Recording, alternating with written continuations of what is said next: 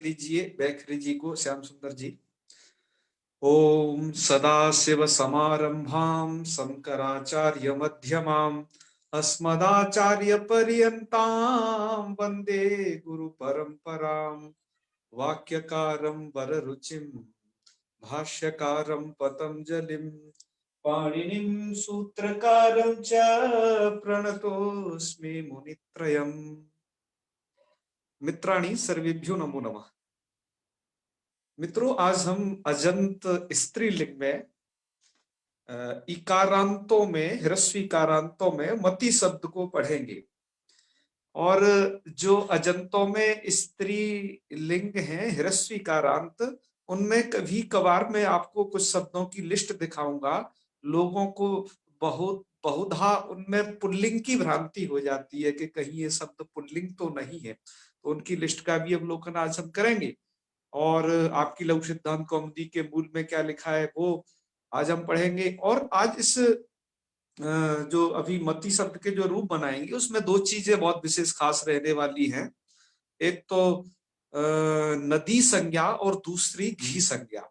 आप लोगों को ये अच्छे तरीके से समझ लेना चाहिए। नदी संज्ञा हुई तो कहाँ कहाँ फर्क पड़ने वाला है, किन किन विभक्तियों में, और जब घी संज्ञा उसकी होगी तो उसे कहाँ कहाँ फर्क पड़ने वाला है, किन किन विभक्तियों में क्या क्या बदलाव होंगे। ये चीजें आपको जान लेना बहुत आवश्यक है। तो आइए इनके रूपों को प्रारंभ करते हैं। इनमें अच्छा एक बात और भी कह देते हैं कि आपको कुछ हमारे वीडियो ढूंढने में यदि संस्कृत शिक्षा फेसबुक पेज पर यदि कोई दिक्कत होती है तो आप क्या किया करें, वहां पर जहां पर ये वीडियो लाइव होती है जहां हमारे नाम से, तो उस नाम के ऊपर श्री ओम शर्मा इस नाम के ऊपर क्लिक करें तो सभी जो लगभग 100 से अधिक वीडियो हैं वो नए से पुराने के क्रम में सभी आ जाएंगी और वहां पर आप डेट को देख करके आसानी से देख सकते हो। हालांकि हमने उनके क्या कक्षा संख्या भी डाल दी है ना, लेकिन फिर भी आप उसे इस तरीके से देख सकते हैं। तो चलिए आगे बढ़ते हैं। आगे का जो ग्रंथ है उसमें आपके ग्रंथ में लघु सिद्धांत कौमुदी में, सुमित जी, लघु सिद्धांत कौमुदी में ये चीज लिखी हुई है, थोड़ा ध्यान दें। वहां पर लिखा हुआ है मति ही, ऐसा लिखा हुआ है जी, पता है ना, ये मति ही लिखा हुआ है।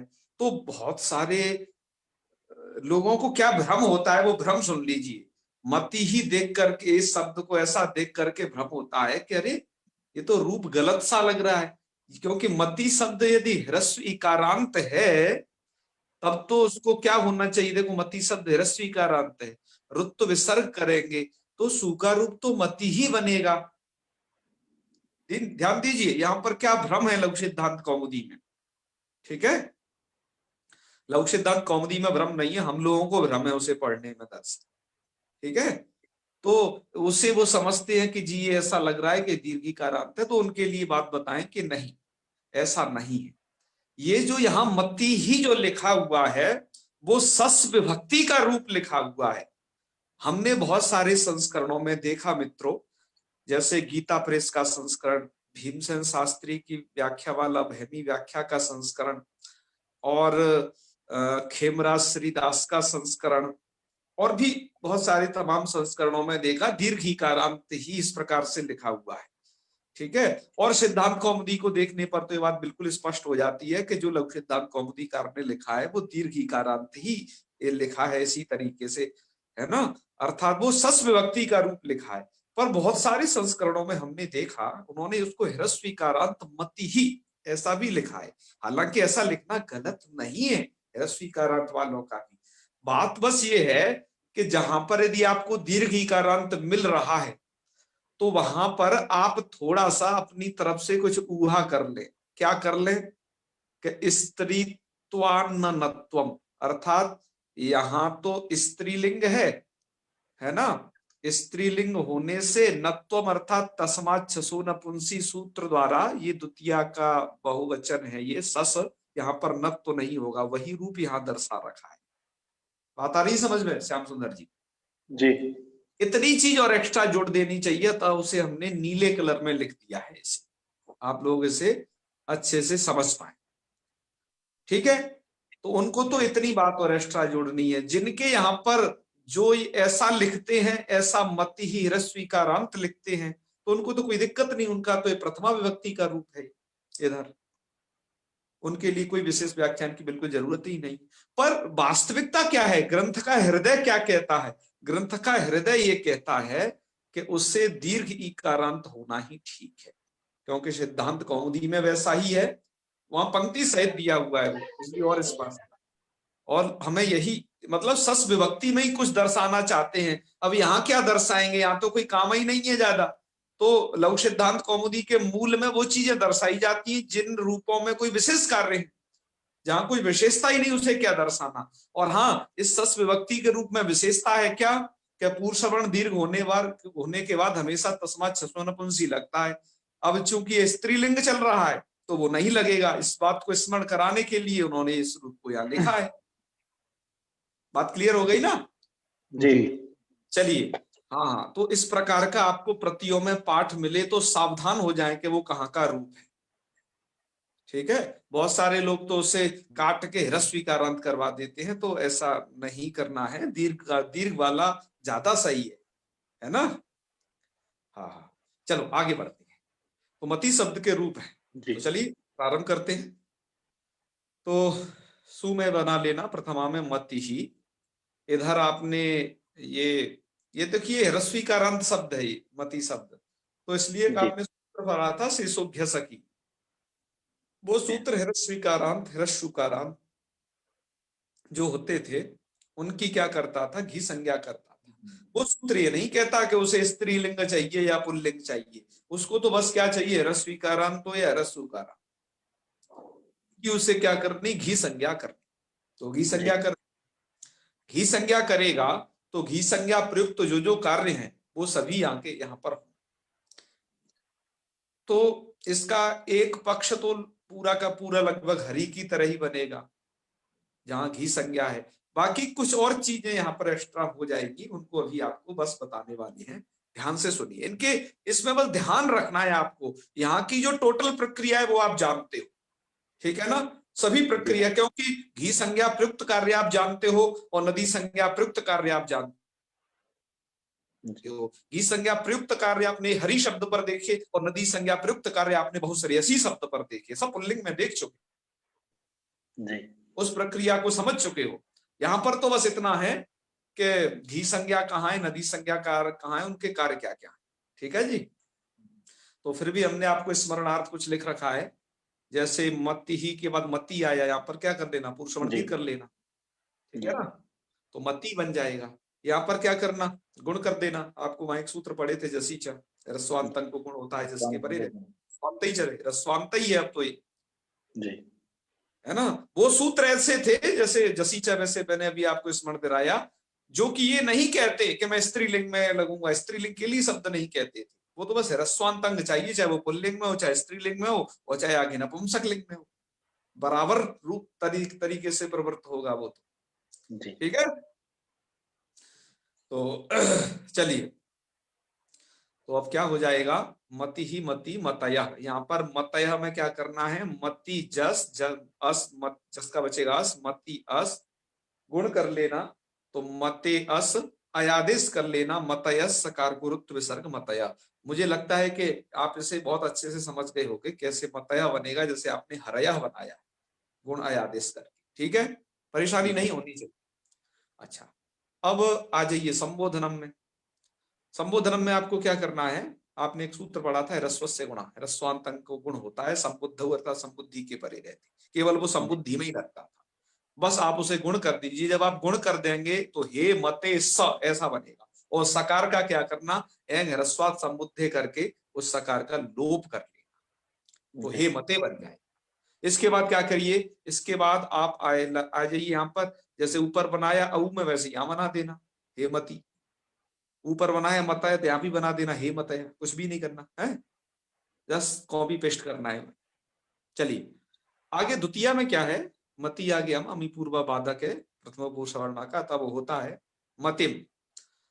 और यहाँ पर ऊपर की तरह कॉपी पेस्ट है, बस कुछ नहीं। औ और उसके सब रूप एक जैसे बनेंगे प्रथम पुरुष सवर्ण से पुरुष सवर्ण दीर्घ होकर के, तो मती। और यहाँ पर क्या होना है, सस विभक्ति में इसकी हम प्रक्रिया, इसकी हम बता चुके हैं आपको, मती सस और मती अस, ये स्थिति बची।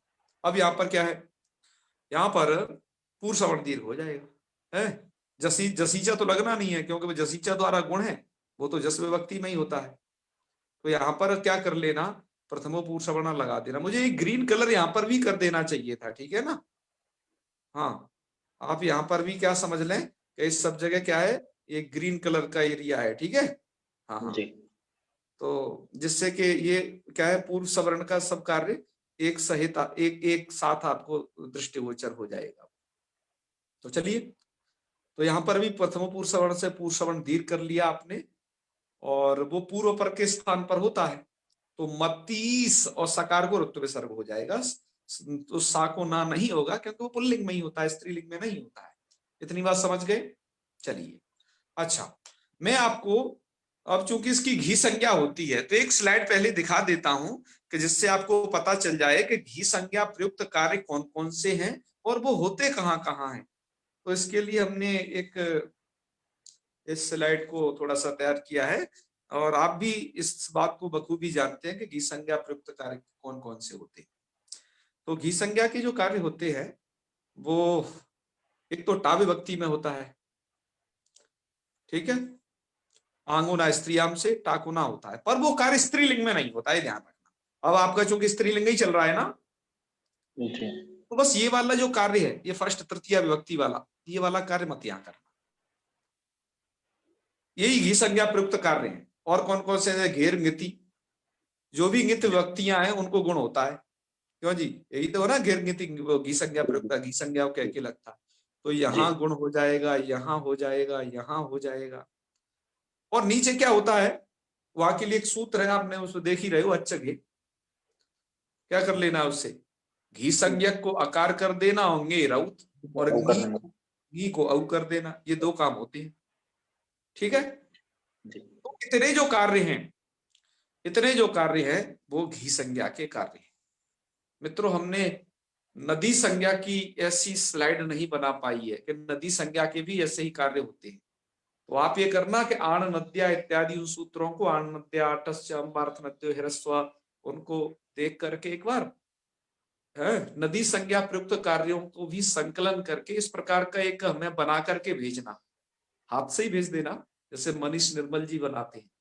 तो ऐसा मनीष निर्मल जी एक हाथ से बना करके भेजना नदी संज्ञा का, उसे हम बनाए नहीं है यहाँ पर, ठीक है। जी जी हाँ, ऐसा आपको नदी संज्ञा का बना के भेजना है कि नदी संज्ञा कहाँ कहाँ कैसे कैसे ये हो रही है, ठीक है।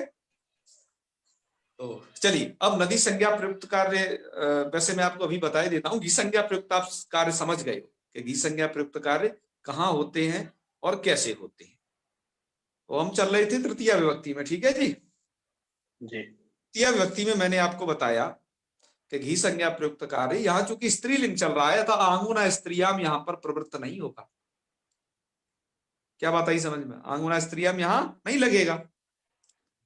जब आंगुना स्त्रियम नहीं लगेगा तो मती टा मती और सिर्फ आपको क्या कर देना है, मात्र यणादेश कर देना है, तो मत्या, इधर मतिभ्याम मती भी, ठीक है। अब चतुर्थी विभक्ति आई। चतुर्थी विभक्ति की क्या कहानी है, चतुर्थी विभक्ति की कहानी सुनो। उसके लिए लघु सिद्धांत कौमुदी में आपके सूत्र उद्धृत किए गए। लघु सिद्धांत कौमुदी में जो सूत्र उद्धृत किए हैं वो ये है, एक तो है ङिति ह्रस्वस्य सूत्र, ठीक है, एक तो ये सूत्र उद्धृत किया है। अच्छा, और दूसरा जो है ईदुद्भ्याम, वो थोड़ा आगे के लिए है। अब ये सभी इनका काम क्या है, इनका काम सुन लीजिए। ये करते क्या है, कहा इयंग उवंग स्थानौ स्त्री शब्द भिन्नौ नित्य स्त्रीलिंगौ ईदूतौ। इस सूत्र के अर्थ करने में आप दो विभाग कर लेना, ठीक है। कहां कहां तक, आपको पहला विभाग करना है यहां तक, ये ऐसा वृत्ति में आपके लिखा हुआ है लघु सिद्धांत कौमुदी के, पहला विभाग ये है और उससे अगला वाला है। तो इसका अर्थ क्या होता है? ये ङिति ह्रस्वस्य करता क्या है, पहले इसका सामान्य बोध जान लीजिए। ये ङिति ह्रस्वस्य नदी संज्ञा विकल्प करता है। क्या समझे? नदी संज्ञा को क्या करता है? विकल्प से करता है। कहां करता है? तो ङिति अर्थात केवल ङित विभक्तियों में करता है। ठीक है, इसमें बड़ी अनुवृत्ति आती है, इसका बड़ा लंबा चौड़ा अर्थ दिया गया है, वहां पर आप उसे देखें। यहाँ तो पका पकाया अर्थ लिख दिया है आप लोगों के आगे। तो दो विभागों में करके इसका अर्थ समझना। पहला अर्थ क्या है? इयंग उवंग स्थानव, इयंग उवंग के जो स्थानीय होंगे और स्त्री शब्द से भिन्न होंगे, लेकिन वो अर्थात स्त्री शब्द में यह सूत्र नहीं लगेगा ङिति ह्रस्वस्य। इयंग उवंग के स्थानीय होने चाहिए, स्त्री शब्द से भिन्न होने चाहिए, और नित्य स्त्रीलिंग इकारांत उकारांत वो शब्द होने चाहिए। मतलब ईदू तऊ का मतलब है दीर्घ इकारांत उकारांत। तो जैसे दीर्घ इकारांतों में एक शब्द है इस प्रकार का श्री नाम का शब्द, और ह्रस्व ये दीर्घ इकारांत है, और दीर्घ उकारांत में एक दूसरा शब्द है भ्रू नाम का शब्द। अब आपको यहां पर एक चीज समझनी है कि ये इयंग उवंग का स्थानीय कैसे है। तो सबसे पहली बात समझ लीजिए, क्या ये शब्द नित्य स्त्रीलिंग है? या श्री और भू ये दोनों शब्द नित्य स्त्रीलिंग है। ठीक है, हाँ। ये सूत्र कहां प्रवृत्त हो रहा है, हम ये अब बात आपको समझा रहे हैं। मेरी बात गौर से सुने, मैं क्या कहना चाह रहा हूं। हम आपको ये बता रहे हैं कि इस सूत्र के दो अलग अलग हिस्से हैं। इसका पहला हिस्सा कहां काम करेगा और दूसरा हिस्सा कहां काम करेगा। दूसरा हिस्सा ये है, इससे आगे वाला, ये कहां काम करेगा है? ये आपका जो अभी शब्द चल रहा है मति, दूसरा हिस्सा तो वहां काम करेगा, लेकिन पहला हिस्सा कहां पर नदी संज्ञा विकल्प करेगा वो हम बता रहे हैं। समझ गए ना? जी। सूत्र कहता है नित्य स्त्रीलिंग विदूतव, नित्य स्त्रीलिंग और दीर्घ इकारांत उकारांत। तो हमारे श्री और भ्रू शब्द नित्य स्त्रीलिंग है, और एक इकारांत है, एक दीर्घ उकारांत है, दीर्घ। इयंग उवंग स्थानव, इयंग उवंग स्थानव से आप ये समझ लीजिए कि इनको अचित सनु धातु भ्रुवा यवोर इयंग उवगौ सूत्र द्वारा इयंग और उवंग आदेश हो सकते। अर्थात इयंग उवंग विधायक जो सूत्र है वो इनमें प्रवृत्त हो सकता। तो इयंग उवंग विधायक जो सूत्र है वो औ विभक्ति में है, आगे जो भी आजादी विभक्तियां हैं उन सभी में बड़े आराम से प्रवृत्त हो जाएगा है, क्योंकि वो क्या कहता है, स्नु प्रत्यांत ई वर्णांत अथवा उवर्णांत जो धातु हो अथवा भ्रू अंग हो, उनको क्या होता है, उनके ई को यंग और ऊ को उवंग कर देता है, आजादी प्रत्यय के परे रहते। तो इस श्री और भू उवंग के यंग और उवंग के स्थानीय भी हैं और स्त्री शब्द से भिन्न भी है, अर्थात स्त्री शब्द नहीं होना चाहिए। ये जो नदी संज्ञा है स्त्री शब्द की नहीं लगेगी, अर्थात स्त्री शब्द में ये नदी संज्ञा विकल्प नहीं। तो नदी संज्ञा विकल्प कहाँ कहाँ है ध्यान रखिए। ये स्त्रीलिंग का बहुत एक ऐसा विषय है कि जब नदी संज्ञा विकल्प आप कर दिए तो एक पक्ष नदी संज्ञा करने से नदी तो प्रयुक्त कार्य होंगे, दूसरे में घी संज्ञा प्रयुक्त कार्य होंगे, तो वो हरि की तरह चलेगा, थोड़ा सा तो विभक्तियों है। तो ये वाला एक अंश आप समझ गए होगी। अब दूसरा वाला अंश क्या है, अब इसे समझिए। दूसरा वाला अंश ये कहता है सूत्र का कि ह्रस्वौ ई वर्णो वर्णौ स्त्रियाम वा नदी संज्ञौ स्ता। ये थोड़ा आगे स्क्रीनशॉट में कट गया है, आ नहीं पाया है जल्दबाजी में, आप वहां अपने आप ऊहा कर लीजिए, ठीक है। वा नदी संज्ञौ स्ता, इतना ही आपकी पुस्तक में लिखा होगा वो कि ह्रस्व वर्णो वर्णौ, अर्थात ह्रस्व ई वर्ण और ह्रस्व उवर्ण, ऐसे जो देखो मति शब्द क्या है, ह्रस्व वर्णांत है, तो ह्रस्वौ चै वर्णो वर्णौ स्त्रियाम, स्त्रियाम अर्थात इस स्त्रियाम का मतलब है स्त्रीलिंगे। इस स्त्रियाम का क्या मतलब है, स्त्रीलिंगे। ठीक है जी, बात आ गई ना समझ में? जी जी। हाँ हाँ, क्या हो जाता है, वा नदी संज्ञा विस्ता, इनकी विकल्प से नदी संज्ञा हो जाएगी। जो ह्रस्व क्या होगा, ई वर्णांत होगा या ह्रस्व वर्णांत होगा, है ह्रस्वौ च ई वर्णो वर्णौ। तो यहां पर हमारा मति शब्द किस कैटेगरी में आएगा, इसी वाली में, क्योंकि ह्रस्व ई वर्णांत शब्द है, तो इसको क्या हो जाएगा, नित्य विभक्तियों में। ध्यान रखना, नदी संज्ञा कहां हो जाएगी विकल्प से, नित्य विभक्तियों में, क्योंकि सूत्र क्या कहता है, ङिति अर्थात नित विभक्तियों में नदी संज्ञा क्या कर देगा, विकल्प गिति यहाँ कहता है, ठीक है। जी तो ये नदी संज्ञा विकल्प करेगा, ठीक है। जी अच्छा चलिए, नदी संज्ञा विकल्प होने से क्या होने वाला है, अब आप देखिए आगे आगे। जब आपकी नदी संज्ञा विकल्प होगी तो क्या क्या रूप बनेंगे और वो कैसे कैसे बनेंगे, वो उसी स्लाइड में ले चलते हैं जहां पहले वाली में उनको बनाया है। तो चलिए, पहले हमें वो रूप बनाना है जो नदी संज्ञा होके बनेगा।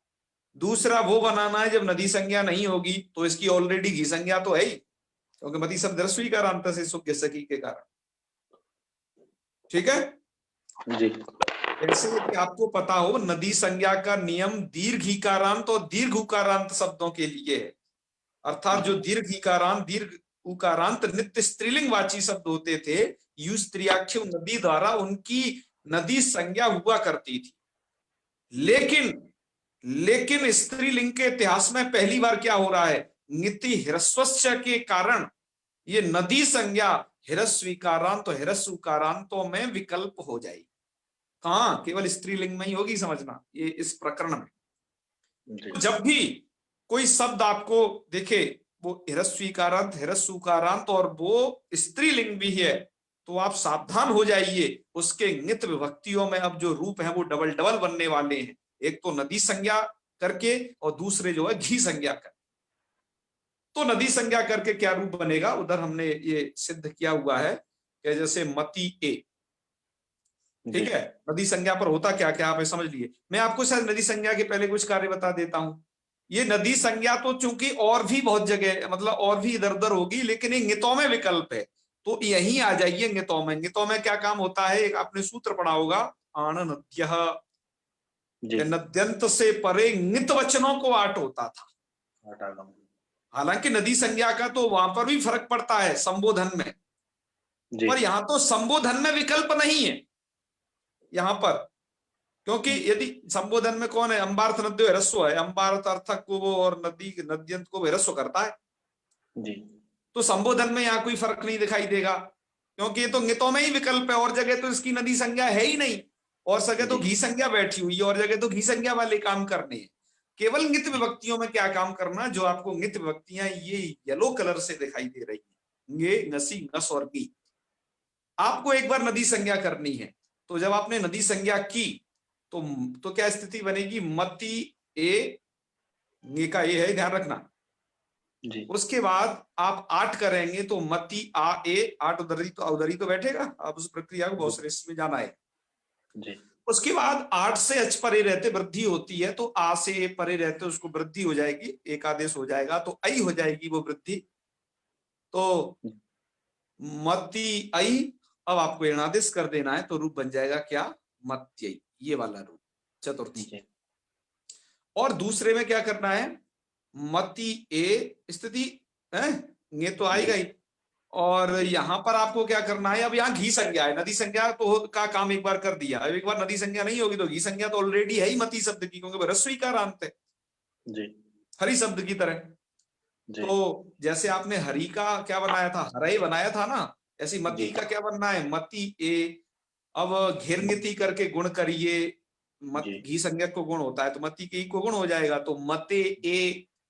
और अयादेश कर देना है, अयादेश करना आप जानते ही हो, सूत्र द्वारा अच परे है ये। जी तो आपका क्या रूप बन जाएगा, जैसे आपने हरय बनाया ऐसी मतय बना देना, बताइए।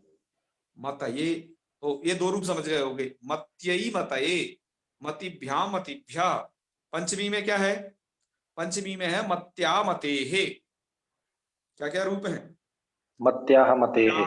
मते, क्या क्या कैसे कैसे बनेंगे देख लीजिए। पहला वाला रूप आपका नदी संज्ञा वाला है और दूसरा रूप घी संज्ञा वाला है।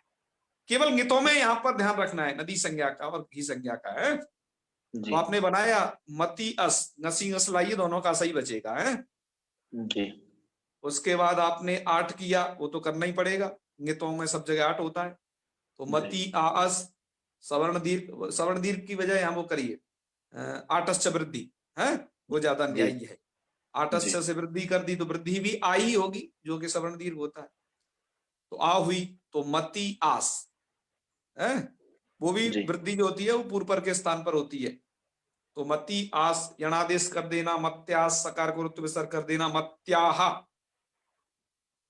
जी आपने इसी प्रकार का रूप बहुश्रेयस्याह वहां भी बनाया था, ध्यान ध्यान रखिए। जी तो ऐसे ही मत्याह, और इधर क्या करना है, मतियस, तो यहाँ पर घेरगति से गुण करना है इधर सब जगह, जैसे ऊपर भी किया होगी। तो यहाँ पर मतेअस, इतना होने के बाद एक सूत्र मत भूलिएगा आप कभी, ngसी ngसोश्च, वो क्या करता है, पूर्व रूप एकादेश कर देता है। एंग से ngसी ngस संबंधी आकार परे मिल जाए तो एंग हो गया, जब वो मति की को गुण हो गया ए, तो वो एंग बन गया। तो यहां पर क्या कर दिया आपने, ये ngसी ngसोश्च से अ और ए दोनों को मिला के ए बन गया, तो मतेश और सकार को विसर्ग मते, ऐसे ही आपने हरे है बनाया था। जी प्रक्रिया को मत भूलना, प्रक्रिया वही है, ठीक है। जी ये प्रक्रिया हम आपको इसलिए बता रहे हैं कहीं भूल न गई हो, वो आपको आवृत होती रहे। और यहाँ कुछ नहीं है, यहाँ तो फटाफट आगे बढ़ते जाना है, ठीक है जी। जी तो क्या रूप बन गए, मत्या मते मतिभ्या मतिभ्या, षष्ठी में आ जाइए, मत्या मते है और मतियोस, कुछ नहीं, यहाँ तो नहीं करना है, मत्यो हो, और मति आगे नोट, ये तो ह्रस्वांत है, ह्रस्वांत होने के कारण इसको नोटागम हुआ है, ध्यान रखना, मति शब्द ह्रस्वीकारांत है, जी तो इसलिए इसको नोटागम कर देना है। मत्ती नाम और नामी से दीर्घ कर देना, जंतंग है इसलिए, तो मती नाम क्या रूप बन जाएगा, मती नाम। मती नाम बन जाएगा। अब आ जाइए आप सप्तमी विभक्ति में, सप्तमी में क्या आता है, नी आता है ना।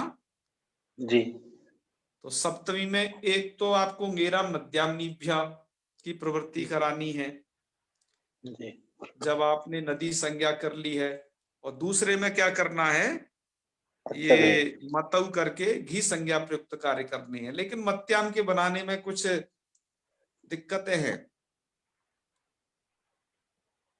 तो उनको यहां पर दिया गया है। उसका हमने एक ये स्क्रीनशॉट लिया है, आप इसे देखें। एक सूत्र है आपका, मूल में लिखा हुआ है, क्या है, ईदुद्भ्याम, है ना। जी तो वो सूत्र करता क्या है, वो सूत्र ये देखिए, वो मत्याम में लगेगा वो सूत्र, आपको वो सूत्र दिखा देते हैं, तब ये व्याख्या दिखाएं, नहीं तो आप सोचेंगे पता नहीं कौन सा सूत्र है, क्योंकि कुछ लोगों के पास किताब नहीं होगी, है? तो ये देख लीजिए, वो सूत्र है ये ईदुद्भ्याम। ईदुद्भ्याम करता क्या है, ये क्यों बनाना पड़ा, ये करता है कि ईदुद्भ्याम अर्थात इकार और उकार से परे नदी संज्ञा का अभ्याम, यदि किसी की नदी संज्ञा कर दी है, उससे परे ईदुद्भ्याम नदी संज्ञा का अभ्याम, अर्थात इकारांत उकारांत नदी संज्ञक से परे, ङे आम, नी को आम होता है। क्या करता है ये सूत्र, नी को, नी को आम। अच्छा इसकी जरूरत क्यों पड़ी, तो ये मत्याम बना लेगा, क्या नी को आम जब नदी संज्ञा हो ही रही है तो गेराम नद्याम निव्या नहीं कर सकता क्या, ये प्रश्न है। जी तो जी कहा वो भी कर सकता है, लेकिन वो परत्वात बाधा जाता है वो सूत्र, किस सूत्र के द्वारा, एक सूत्र था औथ जो सखी शब्द में लगा था, ध्यान रख लेना, जी एक औथ सूत्र द्वारा वो बाधा जाता है, इसलिए ये सूत्र नया बनाना पड़ा नी को आम करने के लिए, नहीं तो औथ सूत्र से बात देता, ठीक जी है। जी हाँ, तो आइए अब इसकी प्रक्रिया में ये सब बातें लिखी हुई होंगी, यदि इन्होंने लिख दी होंगी कृपा करके, तो चलिए। मत्याम मतऊ कैसे बनाना है, तो उस सूत्र का ये तो अर्थ है, आपने देख लीजिए, नी को आम होता है, ठीक है। जी तो मत्याम मतऊ कैसे बनाना है कि मति शब्दात नित्य स्त्रीलिंगात सप्तम्या एक वचने ङी प्रत्यये ङिति ह्रस्वश्चैति सूत्रेण मति शब्दस्य विकल्पेन नदी संज्ञायाम कृतायाम, विकल्प से नदी संज्ञा की, तो जब जिस पक्ष में नदी संज्ञा कर ली उसमें क्या होगा, तो नदी आण संज्ञा। नद्या इति आटागमे, और इन्होंने तो सीधा ईदुद्भ्याम दर्शा दिया है। यहाँ पर जी स्थिति क्या होगी, वो इनको बाध्यबाधक भाव लिखना था लेकिन उन्होंने लिखा नहीं है, मैंने आपको जो स्थिति बताई कि जब नदी संज्ञक है ये मति शब्द, तो स्थिति होगी आगे मति आगे नी की ई। अब यहाँ पर इसकी नदी संज्ञा है, इस मति शब्द की, इसकी कौन सी संज्ञा है, नदी, ये नदी संज्ञा पक्ष वाला रूप है, तो जब ये नदी संज्ञा है इसकी, तो ङेराम नद्याम नीभ्य सूत्र द्वारा इसको क्या हो सकता है, इसको इससे परे नी को आम आराम से हो सकता है। तो ईदुद्भ्याम सूत्र क्यों बना रहे हो नी को आम करने के लिए? तो उत्तर दिया जा रहा है कि जो औत सूत्र है सखी शब्द में जो लगा है, देख लेना एक बार, जी वो क्या करता है, ई वर्ण से परे नी को औत करता है वो, है ना। तो जिसके कारण क्या हुआ था कि वो सूत्र इसको परत्वात बाध दे रहा था, क्योंकि एक नियम है विप्रत सिद्ध होने पर प्रकार्य होता है। तो जी औत सूत्र भी चरितार्थ था अपनी जगह, अन्यत्र स्थल पर, और ये आपका जो ये राम नद्याम नीभ्य ये सूत्र भी चरितार्थ था। अब यहाँ दोनों एक साथ भिड़े, क्योंकि यहाँ पर ह्रस्वीकारांत है, और ये और ह्रस्वीकारांत होने से अब चूंकि नदी संज्ञा भी विकल्प की गई है, दोनों सूत्रों की टकराव हुई, उसमें औत जीतता दिखाई दिया। औत लग जाता तो यहाँ पर दिक्कत हो जाती, ये नी के ही को औ हो जाता, करना आम है, इसलिए सूत्र बना दिया ईदुद्भ्याम। इस सूत्र का बस क्या काम है, नी को आम कर दे। तो नी को आम कर दिया, तो ईदुद्भ्याम इति सूत्रेण ङेह स्थाने, ङेह स्थाने अर्थात नी के स्थान पर। देखो नी का ङेह रूप बना है, जी आप समझ रहे हो कैसे, जैसे हरि का हरे बनता है षष्ठी में, षष्ठी एकवचन। षष्ठी में, तो ऐसे ङेह स्थाने अर्थात नी के स्थान पर आम कर दिया, और आट तो कर ही दिया था, तो मति आ आम इति जाते, और आटस्य इति सूत्रेण वृद्ध्येकादेशे कृते, है क्या बन जाएगा, मति और आम वृद्धि एकादेश कर दिया, तो वृद्धि एकादेश होकर के भी आम ही रहेगा। जी तो मति आम, और फिर एको एणची से एणादेश कर देना, तो क्या रूप बन जाएगा, मत्याम, जी मत्यामिति रूप। और नदी संज्ञा या भाव पक्षे, जब नदी संज्ञा नहीं होती है उस पक्ष में आपको क्या करना है, तो वो लिखा हुआ है कि नदी संज्ञाया अभाव पक्षे घी संज्ञायाम, तो घी संज्ञा होगी पक्ष में, घी संज्ञा होगी तो अच्छे घी सूत्र को स्मरण कर लेना, हम बताए भी थे अभी कि घी संज्ञा प्रयुक्त कार्यों में वो आता है। तो वो करता क्या काम है वो देखिए, इकारस्य स्थाने अकारे, मतलब जो घी संज्ञक होता है तो मति में मति के ई को अ कर देगा, और जो नी की ई है उसे औ कर देगा, तो वही लिखा इकारस्य अकारे और विभक्तिश्च औकारादेशे, और विभक्ति की जो ई है उसको औकार आदेश कर देगा, तो स्थिति बन जाएगी आपकी ये वाली, मत क्या बन जाएगी, ये मत औ जी है, जी मत औ ऐसी स्थिति बन जाएगी। उसके बाद ऐसी अवस्था होने पर वृद्धि से वृद्धि कर देना, मतौ रूप बन जाएगा। जी क्यों जी, बन जाएगा ना, जी जी कोई दिक्कत नहीं होनी चाहिए आपको इसमें। तो क्या बन गए, मत्याम बन गया एक, दूसरा बन गया मतौ, और क्या रूप बनेंगे, और देख लीजिए, मत्यो हो और मतीशो, ये टोटल रूप रहे। ठीक है जी, जी तो आपको पता चल गया होगा कि कैसे कैसे आपको ये चलाने हैं, क्या क्या करना है, हैं? जी अब आपके ग्रंथ में अगली पंक्ति लिखी है, एवं बुद्ध्यादयः, इसी तरीके से बुद्धि आदि रूपों के, बुद्धि आदि शब्दों के भी रूप चलेंगे। ठीक है, जी तो बुद्धि आदि शब्द वो हैं कौन कौन से, उनको भी अभी आपको दिखाएंगे। तो आप कोई विद्वान मति शब्द के रूप चला दें, बहुत सरल है, जहां कहीं अटकेंगे कुछ होगा तो हम बताएंगे। तो कौन कौन चलाना चाहते हैं मति शब्द के रूप, मैं ही चला दे। आप ही चला देते हो तो ठीक है, आप ही चला दो। जी हाँ हाँ, प्रथमा विभक्ति में मति ही, मति, मतयः। बहुत अच्छे। संबोधन में हे मति ही, हे हे मति, मते, हे हे मते, मते, जो हरि की, से गुण हो जाएगा, जैसे हाँ हाँ, हे नहीं मते, जसीचा गुण नहीं है वहां पर, ह्रस्व वो से है गुण, ह्रस्व से गुणा ह्रस्व है, से गुण। संबुद्धि के लिए ह्रस्व से गुणा याद रखना, ठीक है। हाँ हाँ, हे मते, हे मति, हे मतयः।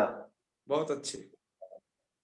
मतीम, मति, मति, बहुत अच्छे। तृतीया, तृतीया में मत्या, मतिभ्याम मतिभिः। बहुत अच्छे। चतुर्थी में मत्यै मतये मतिभ्याम मतिभ्यः। बहुत बढ़िया। पंचमी में मत्याः मतेः मतिभ्याम मतिभ्यः। षष्ठी में मत्याः मतेः मतयोः मत्योः। हाँ मत्योः मतीनाम। बहुत अच्छे। सप्तमी में मतौ मत्याम। पहले पहले मत्याम बनाइए, पहले हमेशा नदी संज्ञा पहले वाला। पहले नदी संज्ञा वाला बनाना है। एक हमें क्रम फिक्स करना पड़ेगा, उससे हमें कभी इधर उधर नहीं होंगे तो याद रहेगा। जी जी जी। हाँ हाँ। मत्याम मतौ मत्योः मतिषु। बहुत अच्छे, बहुत अच्छे। तो ऐसे मति के रूप बनाए। अब आपके ग्रंथ में आगे लिखा है एवं बुद्ध्यादयः, इसी तरीके से बुद्धि आदि शब्दों के रूप चलेंगे। तो अब बुद्धि के रूप सुन लेते हैं आप में से, इनसे सुने, अभी हाथ उठाए थे, हैं? पुरुषोत्तम जी, पुरुषोत्तम जी ने हेलो। उठाया था। हाँ हाँ, बुद्धि के रूप सुना दीजिए ऐसे ही। जी। हाँ हाँ, बोलिए। जी। बुद्धि हाँ हाँ हाँ बुद्धयः।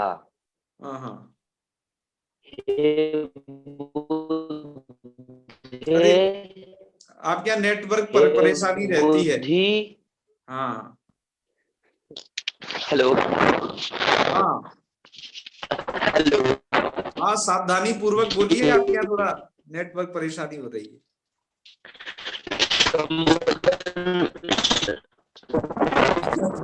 चलिए ऐसा करिए, आपसे आप जी देख करके संबोधन। कुछ भेज देगा, हे आप अभी हे छोड़िए। बुद्धे हे बुद्धि। पुरुषोत्तम जी, म्यूट प्लीज, म्यूट हो जाइए, म्यूट हो जाइए, आपकी आवाज ठीक साफ है नहीं आती है। भैया, हम भेज देंगे। ठीक है। हाँ हाँ, बिल्कुल बिल्कुल। म्यूट कर दिए गए। हाँ हाँ, ठीक ठीक। हाँ, थोड़ा आवाज नहीं आती तो दिक्कत होती है, सब लोगों को अच्छा नहीं लगता है। तो चलिए फिर, और किनसे सुन लें जो है इसमें से। कौन सुनाना चाहते हैं स्वेच्छा? हैं? राजेश जी से बहुत दिनों से नहीं सुने, राजेश जी।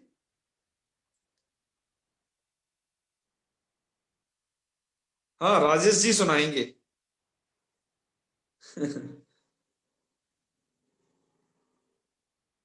राजेश जी सुन पा रहे हैं? महोदय, मैं अभी एक शादी समारोह में हूँ, आज बहुत सुना नहीं सकता हूँ। अरे अरे, हाँ, चलिए तो आपको बहुत शुभकामनाएं, खाइए पीजिएगा, इनसे केवल सुन सुन लेते रहा हैं हूँ फिर। आपका, हैं? केवल सुन रहा हूँ आपका किसी तरह से। हाँ, बिल्कुल नहीं नहीं, सुनना जरूरी है, ये हमारे यहाँ परम सौभाग्य है, आप इतने बिजी टाइम में भी सुनते हैं, ये बहुत अच्छी बात है। बिल्कुल, जी कानों महोदय। में शब्द आते रहने चाहिए। चलिए तो पुष्कर जी से सुन लेते हैं, पुष्कर जी सुनाना चाह रहे हैं। पुष्कर जी, बुद्धि के सुना दीजिए, मति की तरह ही है, कुछ भी नहीं है भेद। जी आप भैया बता प्रणाम। दें। हाँ, महादेव। बुद्धि हाँ हाँ बुद्धि हाँ बुद्धया। हाँ हाँ हे बुद्धि हे बुद्धि हाँ, हे बुद्धया। जी जी। बुद्धिम हम्म बुद्धि बुद्धि। हम्म, जी जी, बहुत अच्छे, बहुत अच्छे।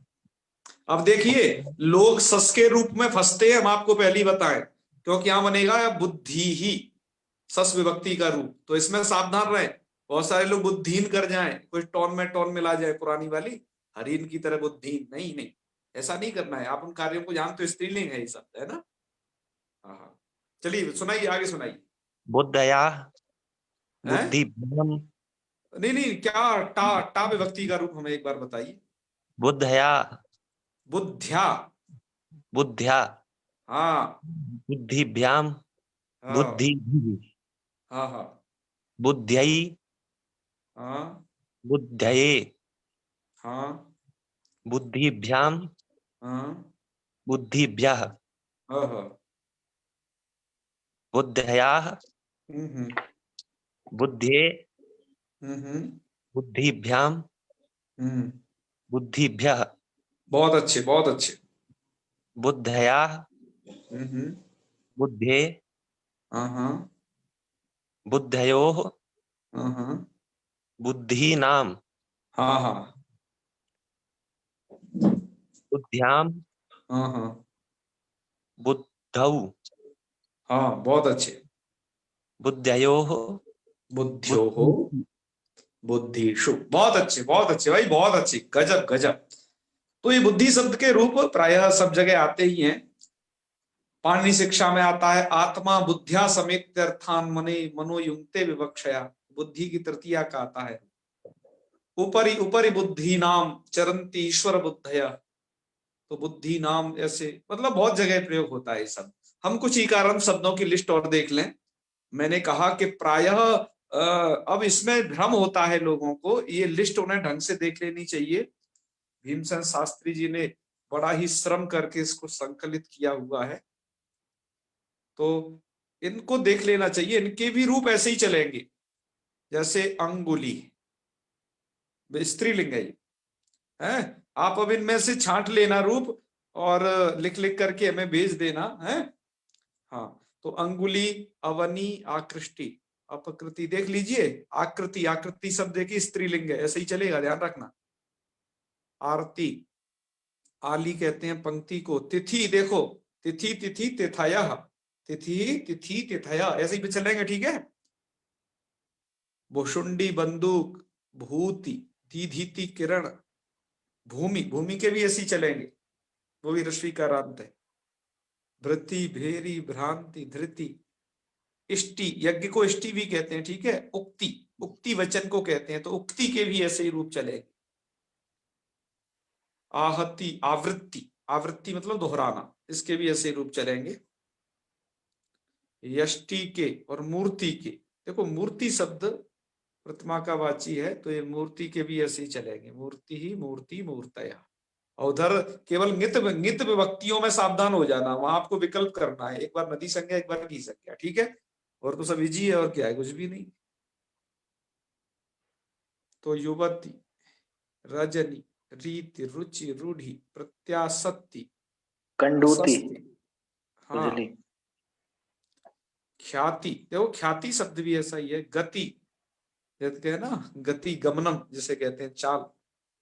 गीति, गीति कहते हैं गान को। देखो गान के लिए गीति भी शब्द आता है, ध्यान रखना। ये वांति वमन माने उल्टी। और क्या, जी जी, वांति।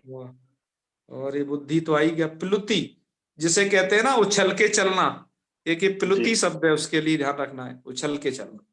जी। छवि, छवि के भी ऐसे ही चलेंगे, है ना। तो जाति, देखो जाति शब्द है, स्त्रीलिंग, स्त्रीलिंग का है।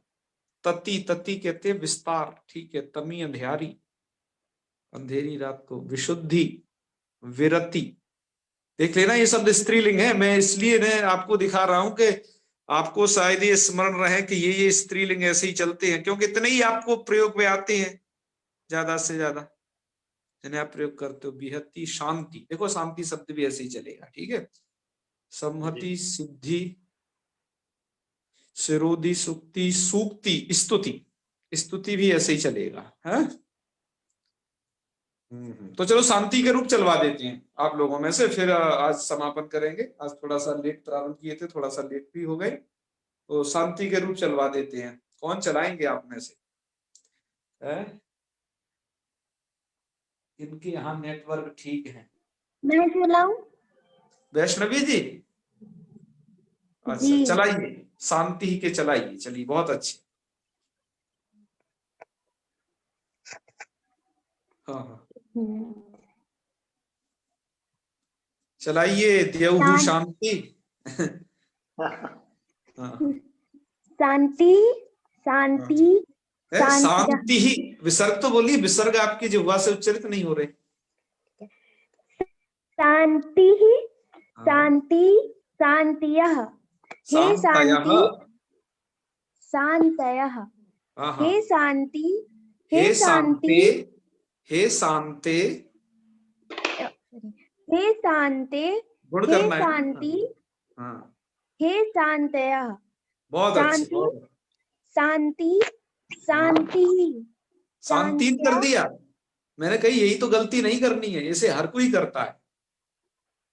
ये स्त्रीलिंग शब्द है जी, तस्मात् छसो नपुंसी पुल्लिंग में ही लगता है, यहाँ नहीं लगे, यहाँ तो शांति ही। शांति ही। सकार को रुत्व विसर्ग होगा, पुरुषवर्ण होगा, ठीक है। जी। हाँ हाँ हाँ, ये यही इसी टोन को तो हम बुलवाना चाहते हैं कि टोन से आप विरत हो, सही तरीके से रूपों को समझ के चलाएं, हैं? चलिए आगे बोलिए, बहुत अच्छा प्रयास, बोलिए बोलिए। शांत्या, शांतिभ्याम, हाँ शांतिभिः, हाँ, चलो। शांते, शांत्ये, हाँ। शांतिभ्याम, शांतिभ्यः, हमें ये विभक्ति का रूप एक बार दोबारा से सुनाइए, हम शांते। थोड़ा ठीक से सुन नहीं पाए। ये विभक्ति चतुर्थी को एक बार से दोबारा जी से। जी जी। शांत, एक मिनट से, शांत्यै, शांत्ये, शांतये, शांतिभ्याम, शांतये। शांतये, आराम से बोलोगे ना शब्दों को तो अच्छा रहेगा। और शांतये, शांतये, हाँ, शांति, शांतये और शांतिभ्याम, शांतिभ्यः। अब आ जाइए शांत- पंचमी बोलिए। पंचमी, शांत्याः, शांते, शांतिभ्याम, शांतिभ्यः, बहुत अच्छे। शांत्या, शांते, शांत्यो, शांतिनाम, बहुत अच्छे। शांत्याम, शांत्यौ, शांत्यो, शांतौ, क्यों नहीं, शांत- शांतौ। शांत, एक मिनट सर, इसका रिपीट से बोलती हूँ। हाँ। शांत्याम, शांतौ, हाँ, शांत, शांत्यो, शांतिषु। बिल्कुल बिल्कुल, बहुत अच्छा प्रयास है। जिनको ऐसी कुछ दिक्कत हो रही है ना, वो एक बार लिख के देख लें। अच्छा, ऐसा कुछ काम जो है ना, उन करके देख लिया करें, जो हम यहाँ पर जैसे समझाते हैं, है ना। जैसे मेधा जी ऐसा कार्य करके प्राय भेजती हैं, जैसे आप लोग भी जिनको ऐसी दिक्कत है वो लिख के देख लें कि क्या क्या है। तो ऐसे बहुत सारे रूप अभी आपने देखे, इस लिस्ट को हम आपको ग्रुप में भी भेज देंगे। इनके रूप थोड़ा लिख करके भेजिए। लिख जी करके सर, नहीं भेज भेजूंगी। सके तो कम से कम बोल के भेजिए, हम उन्हें सुनेंगे, ठीक है। ऐसा आप करिए, अपने भी सब कार्य करते लिए एक छोटा सा ये भी कार्य करिए संस्कृत माता के लिए, ठीक है। हाँ हाँ, तो चले फिर आज यहीं तक रखें, कल हम दूसरे शब्द को पढ़ेंगे, ठीक है। चलें तो, है जी। ओम सर्वे भवन्तु सुखिनः, सर्वे सन्तु निरामयाः, सर्वे भद्राणि पश्यन्तु, मा कश्चित् दुःखभाग् भवेत्। ओम शांति शांति शांति। सर्वेभ्यो नमो नमः। शुभरात्रि। प्रणाम गुरुजी। हाँ। महादेव।